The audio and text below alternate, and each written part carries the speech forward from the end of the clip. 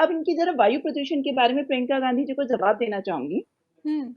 सबसे ज्यादा AQI जो दिल्ली में बढ़ा वो था 18 नवंबर 2024। उस टाइम AQI दिल्ली में 1000 पार कर गया था, और मैं उसको आपको दिखा भी सकती हूँ, उसके डाटा भी दिखा सकती हूँ। पर उन्हें शायद उस समय बिल्कुल भी याद नहीं आई। क्यों? क्योंकि उनका आम आदमी पार्टी से कोलैबोरेशन था लोकसभा चुनाव का। तो अवसरवादिता की राजनीति करने वाली ये कांग्रेस पार्टी सिर्फ अपने ड्रामे दिखा रही होती है। क्यों? क्योंकि इन्हें सीट्स कैलकुलेशन सिर्फ इन चीजों से मतलब होता है, जनता के असली मुद्दों से इन्हें कभी कोई मतलब नहीं होता। आपके चैनल पे पहले भी मैंने बहुत बार कहा है ना, इनके लिए कहते हैं दिशाहीन हो चुके हैं, ना नहीं, इन्हें तो रास्ता दिल्ली पता का ना घर पता। पॉल्यूशन कोई मुद्दा नहीं है ममता जी बीजेपी के लिए। दिल्ली का पोल्यूशन मुद्दा है रिद्धि जी, डेफिनेटली मुद्दा है, और हमारी सरकार पूरी जोर शोर से उसके क्योर करने में, उसको ठीक करने में लगी हुई है। लेकिन दिल्ली का पोल्यूशन मुद्दा तभी क्यों बनता है जब आम आदमी पार्टी सरकार में नहीं होती? क्यों? क्योंकि उनका आम आदमी पार्टी से कोलैबोरेशन टूट जाता है। कोई भी मुद्दा इनका ये सोच के क्यों उठता है कि उस राज्य में सरकार कैसी है, वहां पर विक्टिम या अगर कोई दुर्घटना घटी है तो विक्टिम कौन है, एक्यूज कौन है, उसकी जाति, धर्म, लोकेशन, इनके अनुसार इनके मुद्दे क्यों बदल जाते हैं। मुझे सबसे ज्यादा दोगला चरित्र कांग्रेस पार्टी का हमेशा से आज तक यही नहीं, लेकिन नजर ममता आया जी है। और यहाँ पर छोड़ देते हैं, राजनीति ही छोड़ देते हैं। अगर एक आम इंसान की तरह अगर हम आप बात करते हैं, तो आपको नहीं लगता कि दिल्ली का पॉल्यूशन सबसे गंभीर मुद्दा है और देश की संसद में इस विषय पर चर्चा होनी चाहिए? रिद्धि जी, दिल्ली का पोल्यूशन गंभीर मुद्दा है, बिल्कुल आपकी बात से मैं पूरी तरह से सहमत हूँ। लेकिन ये गंभीर मुद्दा कब से है, ये भी बात रखनी बहुत जरूरी है।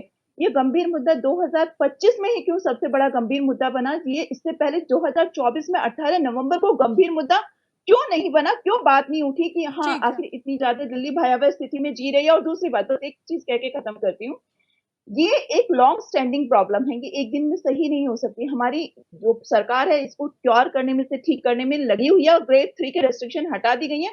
आंशिक सुधार है, मैं बिल्कुल नहीं कहती कि दिल्ली पोल्यूशन मुक्त हो गई, बिल्कुल, लेकिन हम नहीं, इसके लेकिन लिए कार्य सवाल कर रहे यही हैं उठ रहा है जमीनी ना कि स्तर पर। जब दिल्ली के पॉल्यूशन में सुधार ही नहीं है, तो ग्रैब 3 क्यों हटा दिया गया?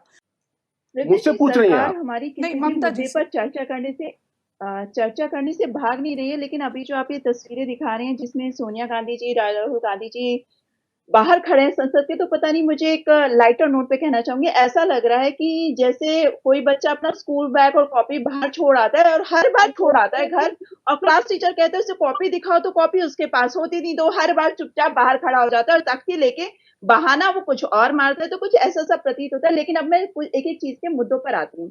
वैभव श्रीवास्तव जी जो बीएलओ की बात कर रहे थे, कल रिद्धि जी मेरी बात हुई एक बीएलओ ऑफिसर से जो वाकई में इस काम में अपॉइंटेड है, और वो प्रेग्नेंट है, 3 मंथ प्रेग्नेंट है। मैंने उससे पूछा, स्कूल टीचर थी, कि आप बताओ आपको इस ड्यूटी में क्या क्या दिक्कत आ रही है, आपको कितने वोटर्स की जिम्मेदारी मिली? तो उसने कहा कि हमें मैडम एक बीएलओ को 1500 वोट की मतलब जानकारी पूरी देनी है, उन्हें एश्योर करना है कि हाँ ये 1500 वोटर इंडिया के हैं, इंडिया के नहीं, मतलब उनके पास में वैलिड पेपर्स और सब कुछ है। कि इसमें करना कैसे है? उन्होंने कहा कि हमें एक सूची दी गई है 2003 और 4 की, उसमें से हमें जो फ्रेश लिस्ट दी गई है दोनों को कंपेयर करना है।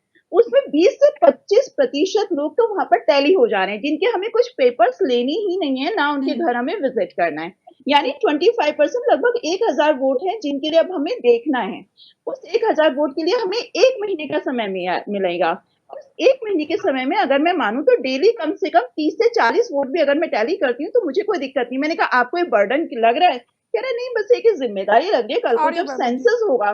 सेंसस में तो कहते हैं, उन्होंने हमें बताया कि सेंसस आर्य में तो वैभव एक जी, बस इतनी बड़ी ममता जी शीट कंप्लीट होती कर है लें।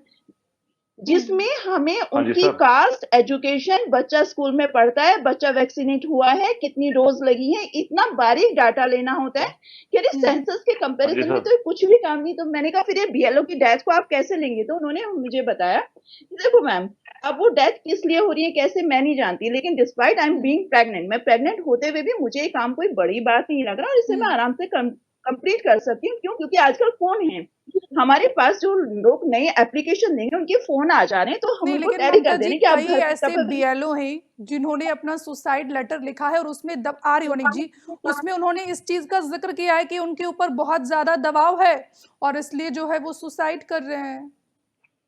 रिद्धि जी बिल्कुल आपकी इस बात का भी मैं बहुत अच्छे से जवाब देना चाहूंगी। क्यों देना चाहूंगी बताती हूँ। अगर आप याद करो कभी कोविड का समय, पहली बात तो कभी भी किसी की व्यक्ति की मृत्यु पर जब तक उसका मेन कारण ना उस पे क्लियर ना हो, उस पे राजनीति नहीं करनी चाहिए।